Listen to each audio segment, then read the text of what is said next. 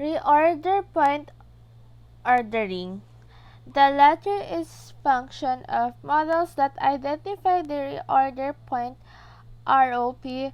In terms of quantity, the reorder point occurs when the quantity on hand drops a predetermined sorry amount. That amount generally includes expected demand during lead time and perhaps an extra cushion of stock, which serve to reduce the probability of experiencing a stock out during lead time. Note that in order to know when the reorder point has been reached, perpetual inventory monitoring is required.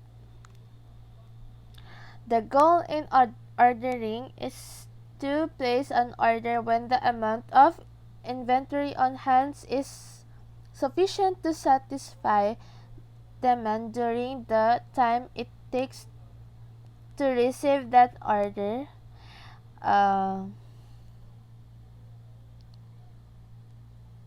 Lead time.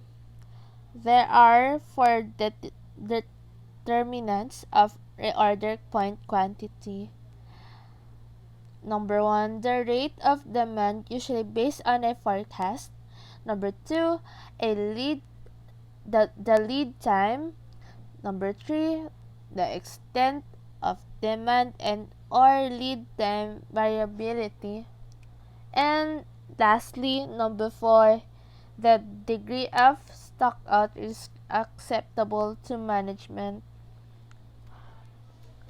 It is also which triggers an action to replenish that particular inventory stock.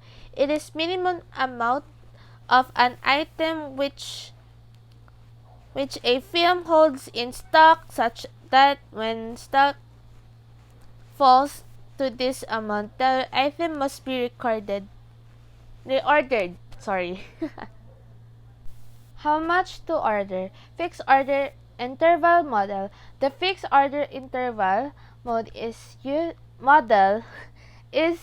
when orders must be placed at fixed time intervals, weekly, twice a month, etc. The timing of order is set. The question then at each order point is how much to order. Fixed interval ordering systems are widely used by retail businesses. If demand is variable, the order size will tend to vary from cycle to cycle. This is quite different from EOQ ROP approach, in which the order size generally remains fixed from cycle to cycle, while the length of the cycle varies, shorter if demand is above average and longer if demand is below average. It is also reordered at regular intervals in variable quantities. In determining the amount to be reordered, account must be taken of usage rate of stock during the interval between placing the order and delivery of the ordered material. Reason for using the fixed order interval model. In some cases, a supplier's policy might encourage orders at fixed intervals, even when that is not the case.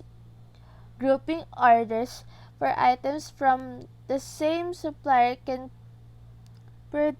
produce savings in shipping costs. Furthermore, some situations do not readily lend themselves to continuous monitoring of inventories levels. Many retail operations, drugstores, small grocery stores fall into the category. The alternative for them is used fixed internal ordering, which requires only periodic checks of inventory levels. It is regular check of the inventory so as to develop an internal of reordering. It is important for the efficient and effective operations of organizations. Through this, there will be no surplus inventory kept in a warehouse. Thus, the cost of storing inventory is reduced. Determining the amount to order. If both the demand rate and lead time are constant, the fixed interval model and the fixed quantity model function identically. The differences in the two models become apparent only when examined under conditions of variability like the ROP model. The fixed interval model can have variations in demand only, in lead time only, or in both demand and lead time. However, for sake of simplicity and because it is perhaps the most frequently encountered situation, this discussion here will focus only on variable demand and constant lead time. Uh, to calculate the optimum ordering quantity, take the square root of the following 2n multiplied by pn divided by hn is the number of units sold per year. P is the cost placed one order and H is the cost of holding 1 unit of inventory for 1 year. Benefits and disadvantages.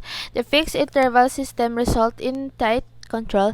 In addition, when the multiple items come from the same supplier, groupings ordered can yield savings in order, packing, and shipping costs. Moreover, it be a may be the only partial approach if inventory withdrawals cannot be closely monitored.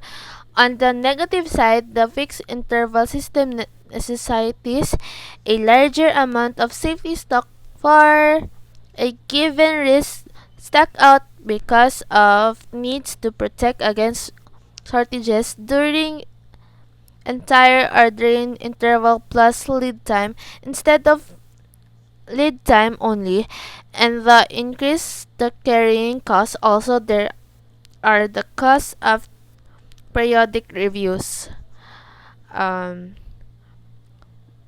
they are not the same as risk are outcomes that might occur, and this benefits outcomes that have been identified and accept as very likely to certain consequences of the project and its product. Of course, these benefits should be analyzed to ensure they will not overweight the benefits.